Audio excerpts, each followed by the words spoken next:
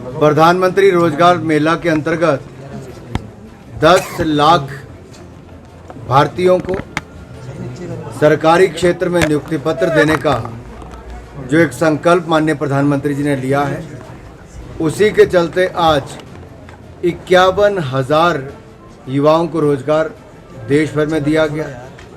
46 स्थानों पर इस कार्यक्रम का आयोजन किया गया और आज मैं हिमाचल प्रदेश की राजधानी शिमला में, जहां 700 लोगों को नियुक्ति हुई है, जिनमें से 600 पोस्टल डिपार्टमेंट से हैं और बाकी कोई बैंक में तो कोई CRI में, सेंट्रल रिसर्च इंस्टीट्यूट, इसमें है।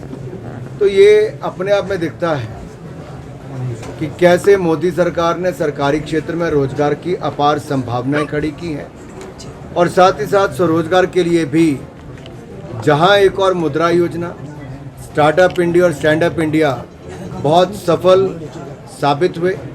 केवल मुद्रा में ही 34 करोड़ लोन दिए गए, जो लाखों करोड़ रुपए के ऋण बगैर किसी गारंटी के दिए गए और वहां पर भी करोड़ों लोगों को रोजगार स्वरोजगार के अवसर उत्पन्न हुए हैं।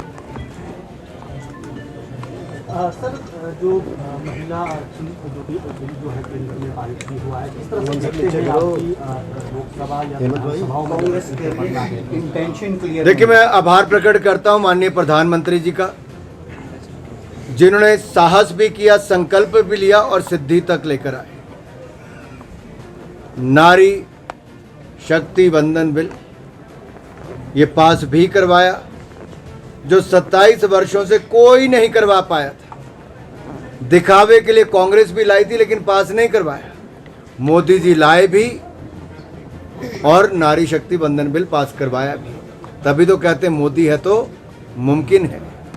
ये इसीलिए कि जो भी कार्य हाथ में लिया, धारा 370-35 से हटाई, ट्रिपल तलाक से निजात दिलाई, भारत को दुनिया का 5वां सबसे बड़ी अर्थव्यवस्था बनाई, डिजिटल टेक्नोलॉजी में, डिजिटल पेमेंट्स में भारत को दुनिया में नंबर 1 पर लाए और अब मेरी मातृशक्ति के लिए, बहनों के लिए, युवा साथियों के लिए संसद से लेकर विधानसभाओं में 33% महिलाओं के लिए आरक्षण देना, ये बहुत कम देश कर पाए जो हमारे भारत ने मोदी जी के नेतृत्व में किया है।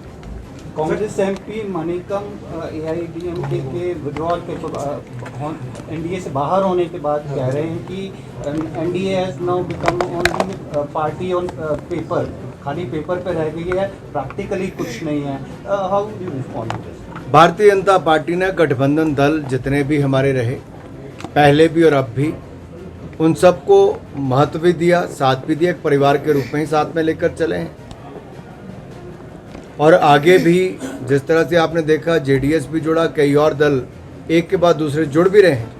NDA का गठबंधन 2014 में भी मजबूत था, 2019 में भी, और दोनों बार पूर्ण बहुमत से सरकार बनाई और 24 में भी NDA की सरकार नरेंद्र मोदी जी के नेतृत्व में ही बनेगी। सर, सुक्खू सरकार के 10 महीने के कार्यकाल को किस तरह से आप देखते हैं? वो जनता को आंकलन करना है। मीडिया उनकी जो खामियां हैं उनको लगातार निकालती है। आंकलन करना जनता के हाथ में है। मैं तो इतना ही कहूँगा, गारंटियाँ फेल होती दिख रही हैं। सर, अरुणाचल के 3 खिलाड़ियों को चीन के द्वारा वीज़ा नहीं दिया गया, आपका दौरा भी इसके बाद हो गया है चीन का, कि इस पूरे घटनाक्रम को कैसे देखते हैं? देखिए, जब ओलंपिक चार्टर के अनुसार वीज़ा मिलना चाहिए था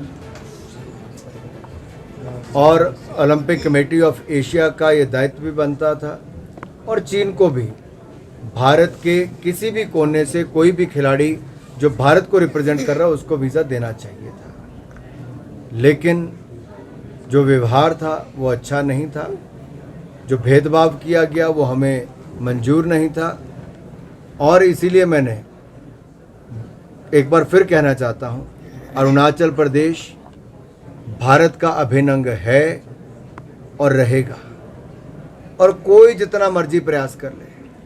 कुछ लोगों ने आंखें तब भी दिखाने का प्रयास किया जब G20 की बैठक अरुणाचल प्रदेश में हो, लेह लद्दाख में हो या कश्मीर में हो, भारत न तब झुका था, न भारत अब झुका है, न भारत तब रुका था, न भारत अब रुका है। क्या भारत ने तब भी G20 को सफल बनाया, और दिल्ली डिक्लेरेशन होना अपने आप में बहुत कुछ कहता है।